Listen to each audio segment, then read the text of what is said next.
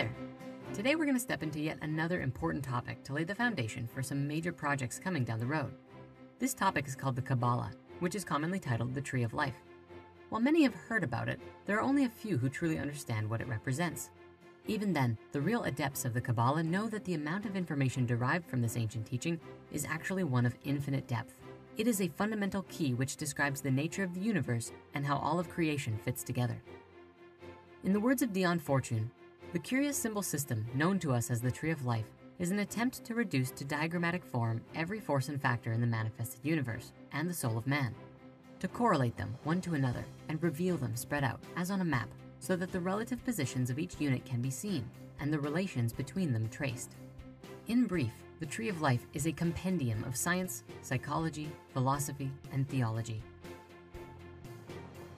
The journey into understanding the Tree of Life can begin in many ways, and so today we will look at an overview of this system from an extremely basic perspective in order to bring clarity and awareness to what it is and how it works. From there, we will deepen our discussion with greater details of all of the various compartments of this mystical system. The Tree of Life in its simplest sense is made up of 10 spheres and 22 interconnecting pathways. These are often added together and described as the 32 paths of the Tree of Life. The 10 spheres are actually called Sephiroth. No, not that Sephiroth. These spheres represent successive divine emanations or outpourings of energy in the continuous flow and evolution of the universe. They are numbered 1 through 10, each of which holds the numerological correspondence that you might expect when studying numerology. Each Sephiroth represents a unique perspective of divine power, and by our awareness of them, we can gain insights from each level to help us on our spiritual journey. Balance among the Sephiroth is of paramount importance, as each positive energy will turn negative when taken to an unbalanced extreme. Each of the Sephira are reflected within all levels of the universe, both in the microcosm, such as within our bodies, and the macrocosm, when observing all of creation as a part of a greater whole. Now, the 22 pathways, which lay in between these 10 Sephiroth, are each associated with the 22 letters of the Hebrew alphabet, and also the 22 major arcana in the Tarot. Each one holds a deep spiritual message. When they are all in harmony together, they describe that all things from heaven and earth are fully united in one, even when we perceive them to be otherwise. Where the Sephiroth represent divine powers, the pathways are the channel of energy between them, the journey, obstacles, and rewards for moving towards the next Sephiroth. These energies are all found within us, and if we are open to it, we consciously take part in the wisdom and understanding moving throughout this tree.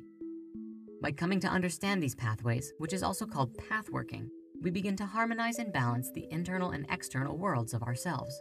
These paths represent stages of personal development and are required to pass between the Sephiroth and are seen as roadways to spiritual enlightenment. In addition to the Sephiroth and the pathways, there are several other key ingredients to understand about the tree. The Tree of Life is largely based on the principle of 3 unique forces working together. For instance, male, female, and child. You can also look at it simply as the polarity between the 2 extremes, and then the balance in the middle. The tree has 3 pillars, which are the pillar of severity, the pillar of mercy, and the pillar of equilibrium. The left side is the yin, and the right side is the yang, one of which is principally formative and constricting in nature, and the other of which is expansive and illuminating in nature. The central pillar is the harmonization and balancer of all of these polarities. The tree also has 3 triangles. The supernal triangle is made up of the top 3 Sephira and represent the 3 states of God, the supreme oneness from which all things emerge, the divine masculine and the divine feminine emanations which go on to create all things. The central triangle is called the abstract or ethical triangle, which is the level of the soul, or the part of us which experiences infinite lifetimes and continues to evolve our spirit beyond the understanding of our physical existence. The bottommost triangle is the astral or magical triangle, which is the place where our unique egos and personalities are formed. The collective thoughts and feelings of our individual identity combine together and are channeled downwards through our bodies into the bottom Sephira and dictate how we live our lives. There are also 3 major barriers within the tree, which symbolize our disconnection with nature and then how we can transcend them. The first barrier is called the 32nd pathway, or simply called the gulf, and is the connection between the physically manifested realm and the ether. Crossing this barrier is the realization that we are more than our physical bodies. The second barrier is called the Veil of Parakath, located between the bottom 2 triangles and represents the disconnect between our soul and our egos. This barrier marks the highest point to which our normal human consciousness can rise without transcendence. The third barrier is called the abyss, which is between the upper two triangles. This represents the ultimate disconnect from spirit that we all experience and why we believe we are separate from everything. This abyss was created in the fall of consciousness. It is also worth noting that the four elements play a very symbolic relationship to the Tree of Life, which attempts to express the inexpressible name of God through the Tetragrammaton, Yod, He, Vav, He. Yod being fire, the male symbol of forces that set the creative process in motion. The first He being the symbol of water, the female or receptive principle, which develops the impulse of the first fire. Vav being air, the formative principle of intellect and mind, the son of the mother and the father. And the final He being earth, the manifestation and material principle of the daughter, the final combined result of the whole creative process. Together, this combines with what is called the four worlds of the Tree of Life. The four worlds can be depicted in several ways, depending on the varying esoteric practices. But very simply, it divides the Kabbalah into four unique planes of becoming in order to delineate the various states by which creation manifests through, bringing more detail to the structure as a whole. At the top, you have the world of emanation, which is fire, the world of creation, water, the world of formation, air, and the world of action, earth. These are the four stages in the process of creation, according to the Kabbalah. All right. Guys, and gals. Although there's not many girls that listen to this podcast, I saw my analytics. There's a lot of male dominant viewerships. But I appreciate every view. Go Deep, episode 37. You bitches. Right after 36. God damn, Film Gob. Yo, Film Gob, I interviewed him on episode 36. Film Gob got as much views in one day on my hour-long podcast than I usually get in a week on an hour-long podcast. You know, I don't have that many subscribers. I only got like 350 something subscribers.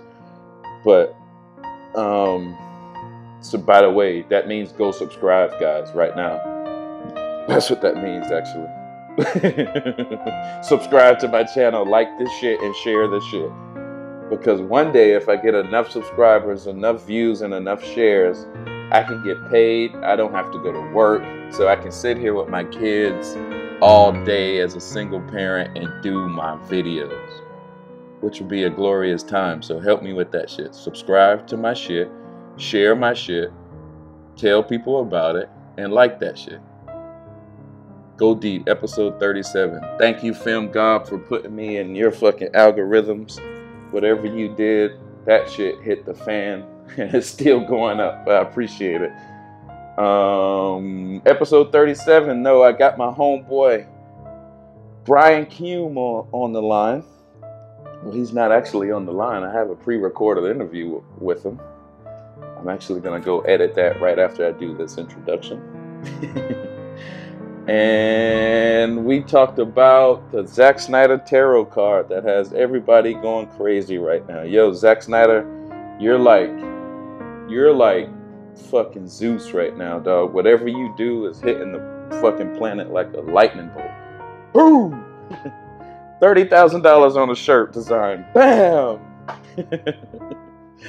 Tarot card that got the whole world going crazy. Bam! Oh, shit. Let's get into some music real quick. Of course, you could tell I am amped. Got another great show. I caught somebody's algorithm and I'm floating a little bit and I'm happy. So let me drop some music that'll keep this shit going. Go Deep, episode 37. Brian Kuhn interviewed, tarot card, Zack Snyder shirt. Ya bitch.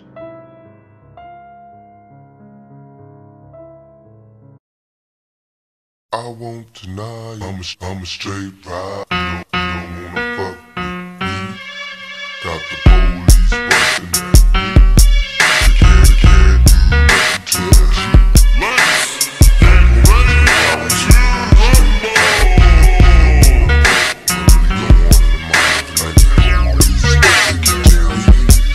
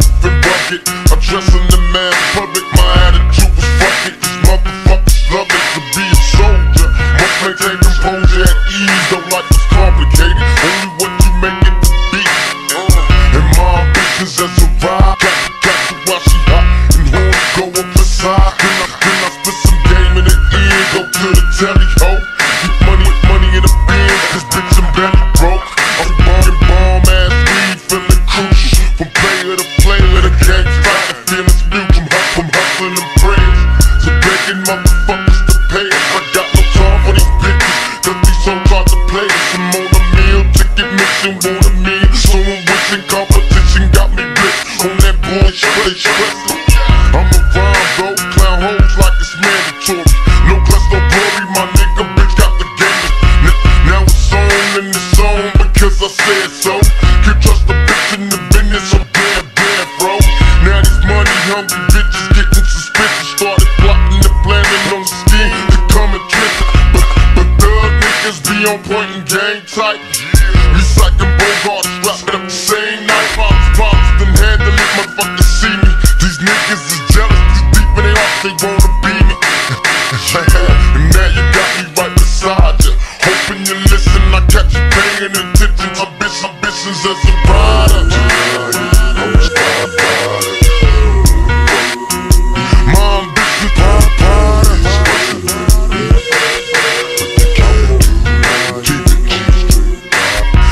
it was my only wish to rise above these jealous coward motherfuckers I despise. Time to ride. I was the first officer. Give me the 9. I'm ready to die right here tonight, motherfucker. That's what they screaming as they drill me, but I'm hard to kill. So open fire, so you kill. Nick my seal. Spitting at adversaries, envious and after me. I'd rather die before they catch. Watch me bleed. Mama, come rescue me. I'm suicidal, thinking thoughts. I'm innocent to every bullet when I'm caught. Fuck doing jail time, better days sacrifice. Don't get a chance to do me like they did my nigga. Thug if I like it, and if you right, the nigga die for it. Let the motherfuckers try, at least you tried. When it's time to die, to be a man to pick the way you lead. Fuck peace and the police, my ambition harder. I'm a straight my ambition brighter.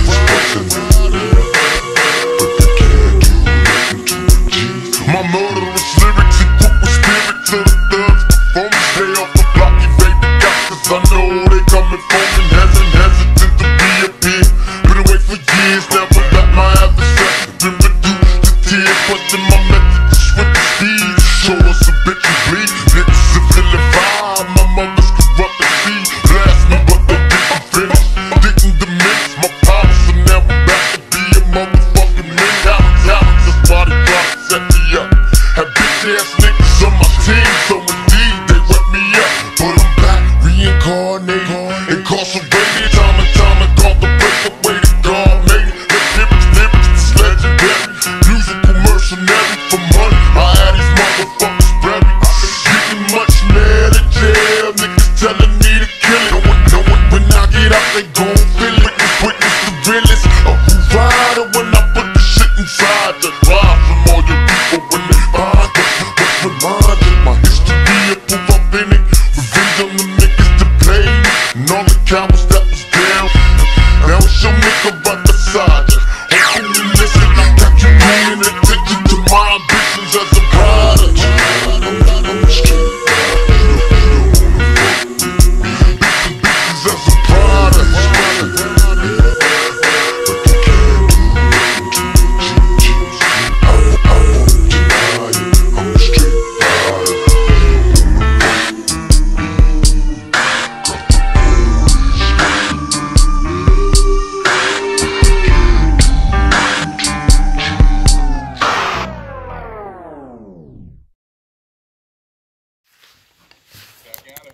Yeah. How's it going? Pretty good. So I'm gonna start recording real quick. Let's see. All right, so this is what, Go Deep episode 37, huh? I could not do this without another smart guy next to me. So I went and called the smartest guy I know, Brian Kume. What's going on, Brian? Doing pretty good, Billy. A little too much credit there, but I appreciate it. Never too much credit, bro. So we got a lot of shit going on right now. We got the Snyder Cut. The Snyder card, I guess. He just put out a tarot card last night and got everybody going crazy. What do you think about it? It's interesting. It definitely tells a story, huh? Oh, yeah. I mean, he said he had a card up his sleeve, and we all took him, to be symbolic about it. But he had an actual card up his sleeve. Yeah, we all thought that it was Jason Momoa was gonna be like the card up his sleeve and just keep saying Snyder Cut over and over on a $1 billion run. But like you said, apparently he had a real card up his sleeve. Right, exactly, and it tells quite a story. Yeah, so let's get into it. Tell me, what does it show? Well, it shows it shows the figure leaving a tent, taking 5 of 7 swords. Right. And I've read a lot about the meaning of this particular card and what it means, and how it kind of fits in with the whole Cortland concept that Zach has. Right. In where it has the 7 swords in the middle of his T-shirt illustration. Yep. And how all that fits together. Wow. So it appears that he's telling us how we got to this point here, and what he may have done along the way to help that along. Right. Right. So that card shows. Now, what the people, I did some research on tarot last night, and I talk about this ex-girlfriend of mine a lot, right? So I had this ex-girlfriend who, she was into all of this type of shit, and I just wish I'm gonna just call her right now and be like, yo, help me out with this shit. But then she'll probably curse me out and hang up. But that's that's another story. She used to show me all of this like tarot shit. She used to show me all of this Kabbalah shit. And, at the time, it was probably like, God sent her to me to kind of give me a jump start on learning that shit, Right. So, right. Yeah. I kind of wish I would have taken her more serious at the time. But now I look at this card and I kind of already knew where to look it up at, So it starts off with the yellow sky. And the yellow sky, I forgot, the symbology of that, but it means it's a good feeling. So then after the yellow sky, it has the guy. A lot of people see that 7 of swords and they get scared because most people think it means stealing, thievery, and it does really, but it's right. 2 levels of that. Like say Zack Snyder was feeling like someone was stealing from him, then that will be a level of thievery. But then there's another level of maybe he's the one doing the stealing, So right. So like now he's taking it back. Right, exactly. So now that takes that card to a whole different level, because if you look at it like someone stealing from him, you can cause some unnecessary drama with, Mick D and, they just made $30,000, So, somebody could come up and say, oh, Mick D's stealing the money or something like that. But I wanted to make sure that everyone knew it's not in that context at all. It's not in that context. It's in more of Zack Snyder is taking something back that is what is his, So then, right, exactly. Right. And we should also emphasize that Mick D is not embezzling from the Snyder Cut funds. Right. So, and that's what I want.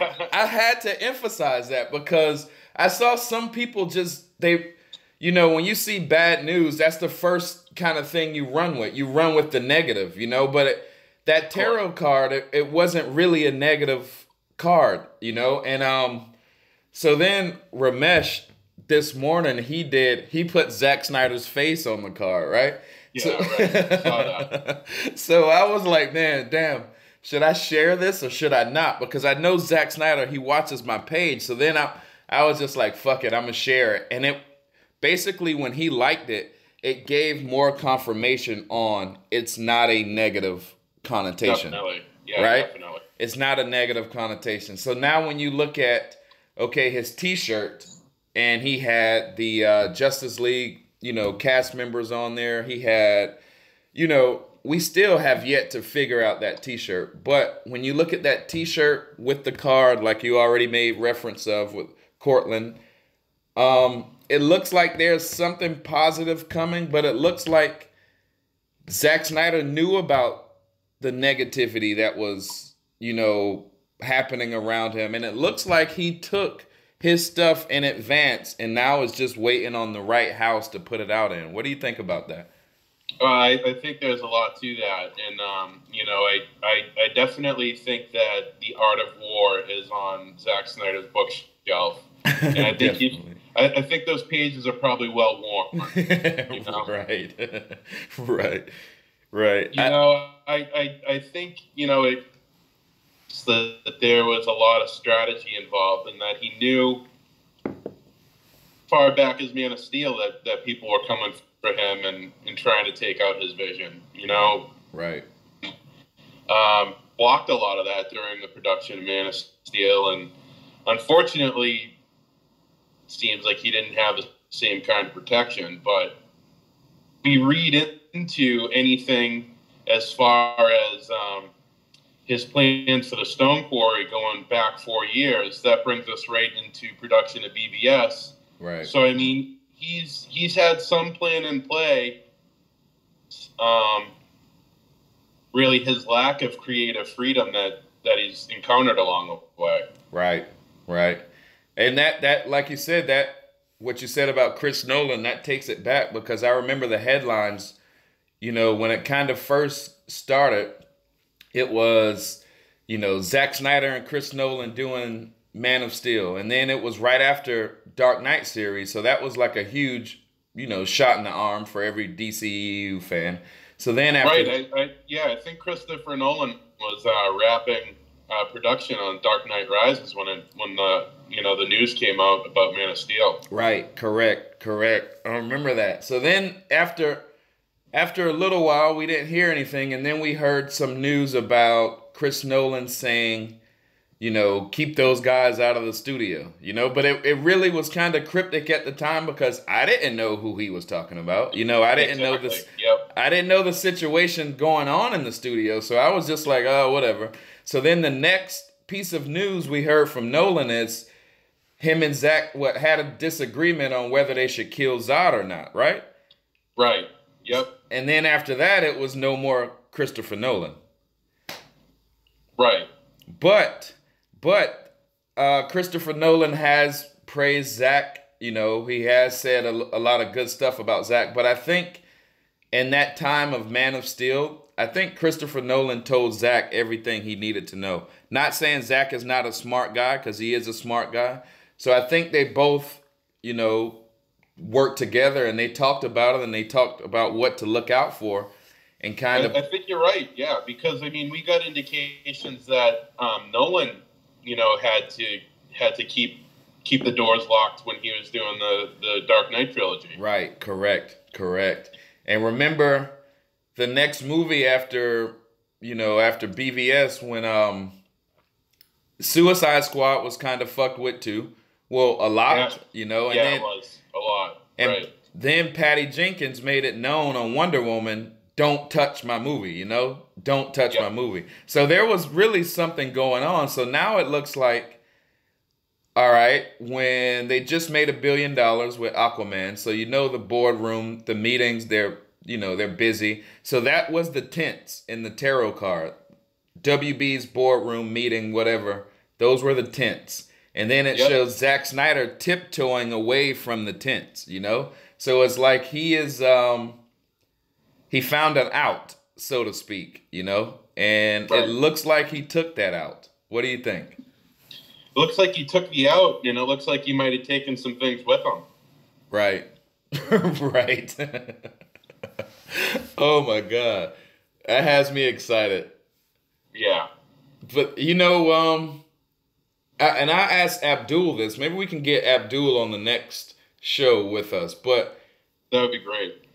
And so, how would like the legal ramifications go if he put it out? They say he owns the rights of it because he did the majority of principal photography. So if he puts it out, Warner Brothers still gets some of that, right? Of course. It's their intellectual property, right? Right. That's what I would think anyway. I'm not a legal expert, but from what I know. So Zack really can't tiptoe too far away, huh? I wouldn't think too far. But maybe far enough to give himself some leverage. Right. So, any new shit on the shirt? You thought of anything new on the t-shirt? Well, I think this whole angle of it uncovers, some more, gives a little more depth to the whole story. I think, in essence, Zach has told us everything we need to know, not only about what the arc was going to be about, but about some of the things that happened behind the scenes. Right. And he did it all without saying a word, which is pretty remarkable. Exactly. And he did it with just the internet, Right. No trailers, no Comic-Con, no anything. It was just the internet, Exactly. But I think one of the interesting things that you mentioned, and it really does tie into the whole tree of life concept that he's kind of jumping off of this, is you had mentioned, this is sort of about human ascension. Right. Right. And when you frame everything in the context of that, everything takes on a lot more significance. Right. And a lot of the sort of beats in this whole story really kind of, when Zach said this was just a movie, there was sort of a glibness about that, because I think it's obvious that it's just so much more than that. Right. Exactly. And that's really what it ties into is human ascension, because the human we have lost a lot. We lost our psychic ability. We've lost we haven't lost it. It's just dormant. So it's like we kind of lost the connection. Right. So we now replace the connection with the internet. With and things. Right. Devices. Material. Yeah. Right. Exactly. So then you get that server reality, the internet reality, which is a false reality, So I think that's what he's with. Like, when you see that cube, you automatically think like quantum physics. So then if you think a false reality, if we're looking at a false reality, there's still other sides, like 6 more sides of that same reality, just in a different in a different altered state. So I think he's trying to wake us up and let us know that, maybe the reality we're living in is the Matrix. Maybe we're looking at the false reality, and that. Right. And it's like the way that you put it is perfect, because of like the cube symbolism, we're inside the box. Right. Right. Exactly. That's exactly what it is. Think outside the box, but that's easier said than done. So when you look at this shirt and you try to, put together all the clues and you do all of this, it's automatically making you think outside the box. It's like exactly. It's like he's initiating you without your consent, but you're like an activation kind of. Exactly. He's activating you, and that when you look at it in that theme. That has happened over in history, like Thoth or Moses, or, every now and then a person comes to try to activate humanity. And I think that's what Zach is doing. And oftentimes it's through, works of literature or, a mythology or something like that. So it really all kind of ties back to that. Right. Zach was trying to do with all this. Right. I agree. And if we look back in history, the society has always tried to stop that guy, They have. It's always turns out like that. Now we can kind of see why they stopped his movies, stopped his momentum, Absolutely, but you can't, you can slow it down, but you can't really stop it. Right, exactly. Bell can't be unrung.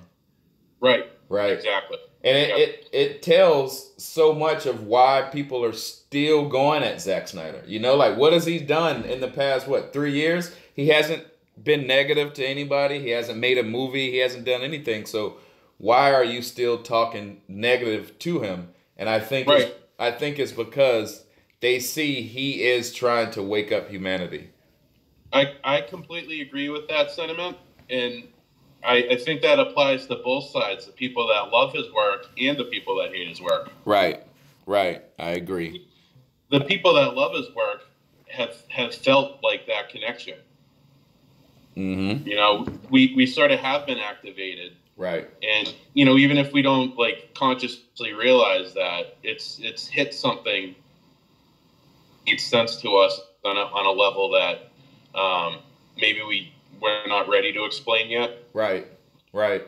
And that's what it is. Like the flower of life is just like a bunch of grid ley lines on the world. Like, say for instance, me and you are connected some way, which we are because we're friends and we can talk on Facebook or whatever. But back in the day, we had a way that we can telepathically, like I could think something, and if you're on the same ley line or same flower as I am, you would receive that in your brain, you know? So it's like right. Zack Snyder, I think he consciously did it. He spoke to all of us. He called all of us, you know? He kind of herded the sheep. If I'm not saying we're sheep, but I'm just saying in right. You know, you're right. So to speak, he kind of used the ethers to call us, and he brought it into a movie situation, and we figured it out, and now here we are, you know? Well, that's a lot of what the ancient traditions, you know, kind of go back to. It was sort of harnessing that ability, you know, in humans. Right, right. I mean, that kind of ties back into the mystery schools and all that stuff that, like, really all this mythology can kind of trace back to. Exactly. And I think that's what they're about to do with Black Adam. You know, his origins is Egypt. That's Dolph Mystery School right there in Egypt, you know? Exactly, yeah. That's a great point. So I'm a put my little shameless plug out there, guys. Hey, if anybody's listening, my kids, they kind of look Egyptian and they'll go perfect in that movie.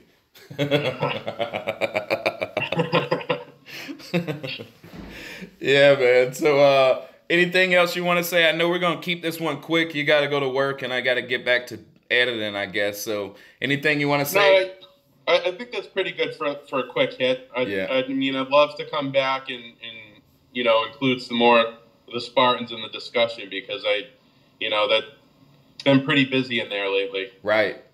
Let's set up a time. We can go back in there in the Spartans room and we set up a time where we can get, you know, me, you, Abdul, Jabril, Geraldo, everybody that really, really goes in on it. We can all sit down and talk, maybe have like a round table or something. That'd be a lot of fun, yeah.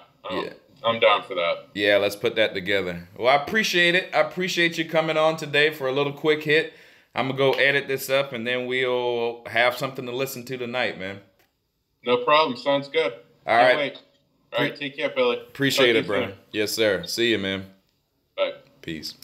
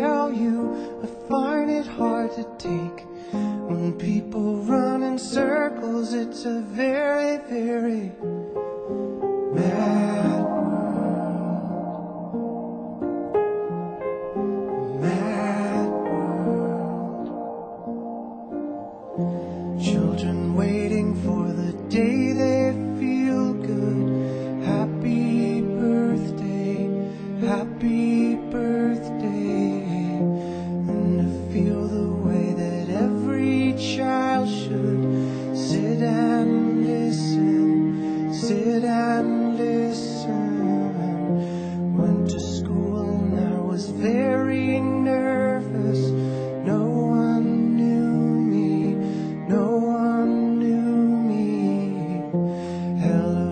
teacher, tell me what's my lesson. Look right through me, look right through me. And I find it kind of funny, I find it kind of sad. The dreams in which I'm dying are the best I've ever had. I find it hard to tell you, I find it hard to take. The people run in circles, it's a very, very